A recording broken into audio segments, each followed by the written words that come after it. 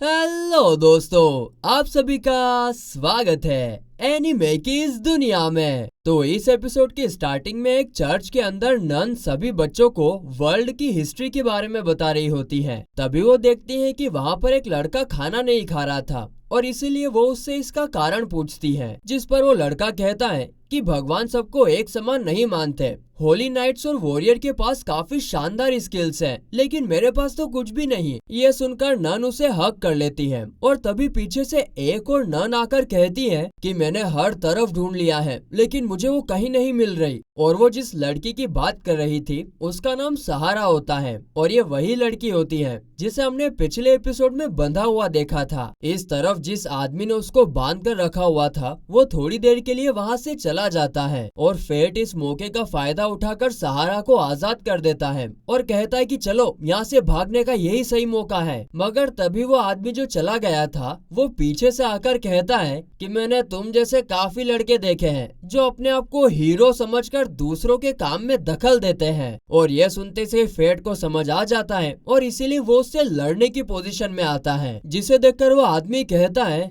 ओहो देखो तो इसे, तुम्हें क्या मैं इतना कमजोर दिखता हूँ कि तुम उस लड़की को भी प्रोटेक्ट कर लोगे और मुझे एक हाथ से हरा भी दोगे? लगता है तुम्हें मजा चखा नहीं पड़ेगा। तभी फेट की स्वॉर्ड जिसका नाम ग्रीड था वो उससे कहता है कि मेरे पास एक आइडिया है। वो सोच रहा है कि तुम बहुत कमजोर हो और तुम्हें इसी का फायदा उठाकर उसे हराना है। इसके बाद फेट सहारा को लेकर वहाँ से भागने लगता है। आगे जब वो आदमी उसे ढूंढते हुए आता है तो फेट वहाँ पर रखे हुए बॉक्सेस उसके ऊपर गिराकर अचानक से उसके ऊपर अटैक करके उसको इंजर्ड कर देता है, जिसे देखकर वो आदमी तुरंत अपनी तलवार पर कोई स्किल यूज करके उसे और पावरफुल बना देता है। और ये देखते से ग्रीड फेट से कहता है कि तुम्हें जल्दी से उसकी तलवार पर अटैक करना होगा। और ये सुनते से फेट उसकी तलवार पर अटैक कर देता है, जिससे उस आदमी की तलवार के 2 टुकड़े हो जाते हैं। साथ ही में वो आदमी भी घायल हो चुका था, यानी कि हार चुका था। इसके बाद फेट उसके गले पर तलवार रखकर उससे सवाल पूछने लगता है कि तुमने बोला था कि यह लड़की होली नाइट्स का खिलौना बनने वाली है।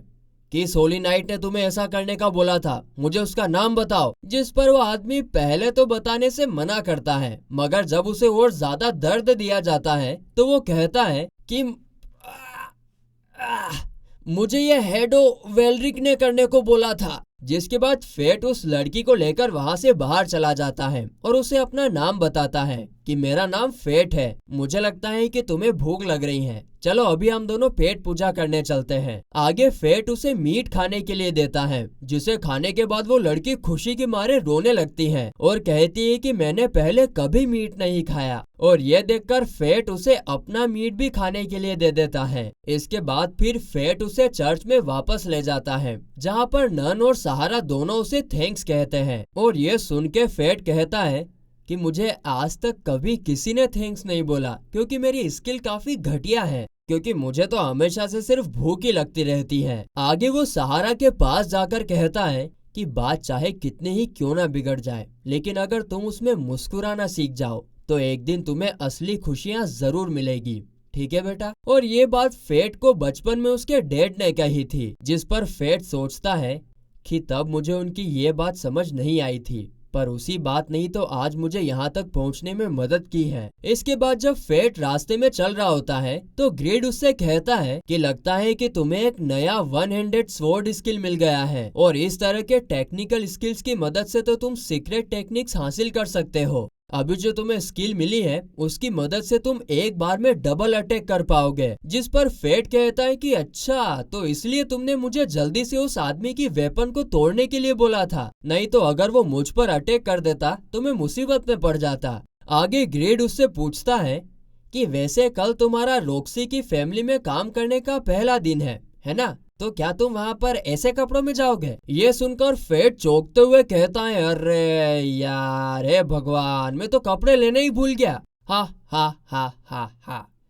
यहाँ पर सीन कट होता है और हमें उस बार का सीन दिखाया जाता है जहाँ पर फेट खाना खाया करता था। वहाँ पर एक आदमी बारटेंडर से पूछता है कि फेट कैसा है, जिस पर बारटेंडर कहता है कि वो काम के बाद हर दिन यहाँ आया करता था, लेकिन आज नहीं आया। इसके बाद अगले दिन फेट नए कपड़े पहनकर एकदम चमचमाता हुआ, एकदम हैंडसम बनकर रॉक्सी के फैमिली हाउस के सामने पहुंचता है और इतना बड़ा विशालकाय और सुंदर घर कम महल को देखकर वो काफी शॉक हो जाता है। उसकी आंखें भटी की भटी रह जाती हैं। अरे बाप रे, इतना बड़ा घर। तभी रॉक्सी उसके पास आकर कहती है कि मैं कब से तुम्हारा इंतजार कर रही थी, तुम्हें देखकर मैं काफी खुश हूँ, पर तुम इतने खोए खोए क्यों लग रहे हो। जिस पर फेट उसे देखकर कहता है कि कैसे ना खोऊं मैम, आज तो आप कतई जहर ढा रही हो। आप आज काफी खूबसूरत लग रही हो और मुझे बोलने के लिए शब्द ही नहीं मिल रहे हैं, इसीलिए मेरी आंखें फटी की फटी रह गई। जिसे सुनकर रॉक्सी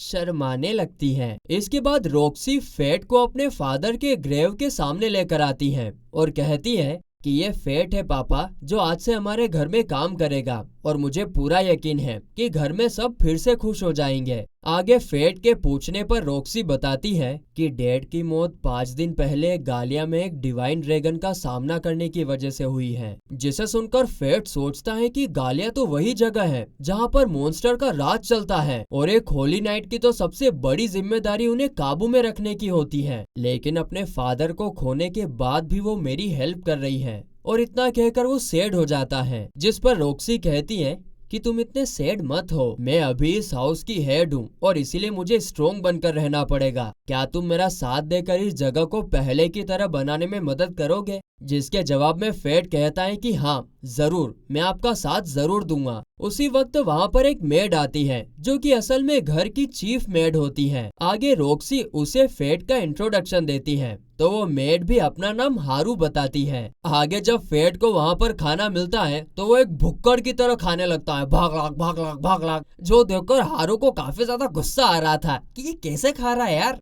फिर ऐसे ही फेट को काम करते करते एक हफ्ता बीत जाता है और एक दिन जब फेट गार्डन में काम कर रहा था तो कुछ आदमी आकर फेट से कहते हैं कि पहले तो हमें लगा था कि तुम एक अजीब से लड़के हो जो अपनी स्वॉर्ड से बात करते रहते हो, और भाइयों उस दिन तुमने जिस तरीके से मीट खाया था वो तो काफी अजीब था। जिस पर फेट कहता है कि आप लोग मेरा मजाक बनाना बंद करो, मैंने पिछले 5 सालों से मीट नहीं चखा था तो इतना तो चलता है ना। तभी वहाँ पर हारू आकर फेट से कहती है कि रॉक्सी तुम्हें बुला रही है। जिसे सुनकर फेट उसके पीछे जाने लगता है, पर तभी उसके पेट से दोबारा गुड़गुड़ गुड़गुड़ गुड़गुड़ गुड़गुड़ गुड़गुड़ की आवाज आने लगती है जो कि उसे भूख लगने का संकेत दे रही थी। जिस पर वो सोचता है कि यार अभी तो थोड़ी देर पहले खाना खाया था, पता नहीं ऐसा क्यों हो रहा है। आगे फेट और रॉक्सी साथ में बैठकर चाय पीते हैं और वहाँ पर भी फेट अपनी भूख के बारे में सोच रहा होता है, जिसके चलते वो रॉक्सी की बात को सुन ही नहीं पाता है। और इसीलिए जब फिर से रॉक्सी उसे जोर से फे कहकर बुलाती है और पूछती है कि क्या बात है फे,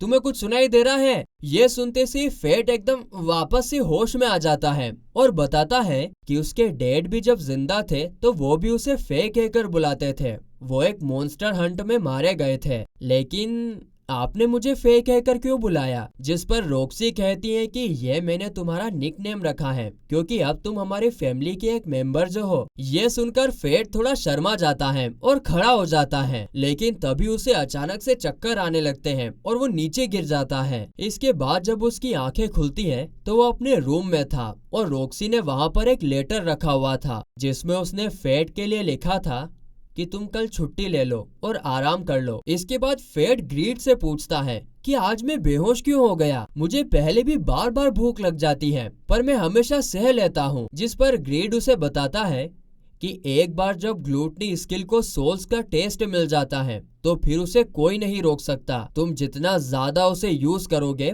उतना ज्यादा स्ट्रोंग बनते जाओगे और उतनी ही ज्यादा भूख लगेगी। यह सुनकर फेट पूछता है कि अगर मैंने ऐसा नहीं किया तो क्या होगा। जिस पर ग्रेड कहता है कि अगर ऐसा किया तो तुम भूखे मर जाओगे या फिर अपना होश खोकर जो भी सामने आएगा उसे मारने लग जाओगे। और हाँ, जब तुम्हें ज्यादा भूख लगेगी तो उसके असर के कारण तुम्हारी आंखें भी लाल हो जाएगी। जिसे सुनकर फेट जब आईने में देखता है तो सच में उसकी आंखें लाल हो चुकी थी। तो फिर इसके बाद फेट अपने फेस को हाइड करते हुए हंटिंग करने जाता है, जहाँ रास्ते में ग्रीड उसे बताता है कि जब तुम्हारी भूख लिमिट में होगी तब तुम अपनी स्किल्स को और बढ़िया तरीके से यूज कर पाओगे और तुम्हें नाइट विजन के साथ दूर से ही शिकार की खुशबू भी मिल जाएगी और कमजोर शिकार तो तुम्हारे डर से ही पैरालाइज हो जाएंगे। इसके बाद फेट अपने सामने खड़े कई सारे गोब्लिन्स को मार देता है, लेकिन उसकी भूख जरा भी नहीं मिट रही थी और इसीलिए वो फॉरेस्ट के और अंदर जाकर हंट करने लगता है और फिर आगे काफी देर शिकार करने के बाद उसकी भूख मिट जाती है।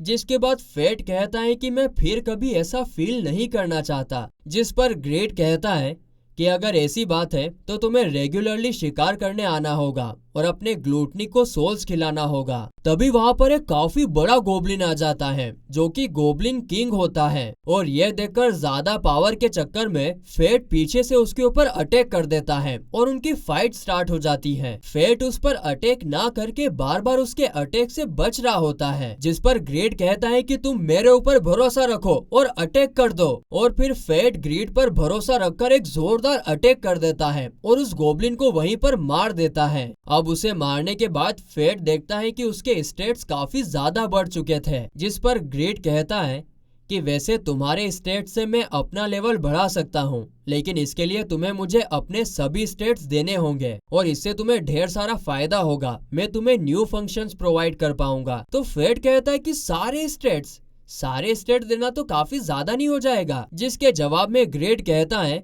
कि अगर तुम ऐसा नहीं करोगे तो तुम मुझे यूज नहीं कर पाओगे। अब ये सुनकर तो फेट के पास और कोई चारा नहीं बचता है और इसीलिए वो उसे अपने स्टेट्स दे देता है, जिसे लेने पर ग्रीड एक स्वॉर्ड के साथ साथ एक धनुष में भी ट्रांसफॉर्म हो जाता है और जब वो उस बो से एक एरो फायर करता है तो वो बिना डायरेक्शन के भी शिकार को लग रहा था। खैर इसके बाद फेट सभी गोब्लिन के ईयर्स को बेचकर उनसे आए हुए पैसों को चर्च के बाहर रख देता है, जिससे कि सहारा और बाकी सभी लोग वहाँ पर अच्छा खाना खा सके। और फिर इसी दयालुता के साथ ये एपिसोड यहीं पर खत्म होता है।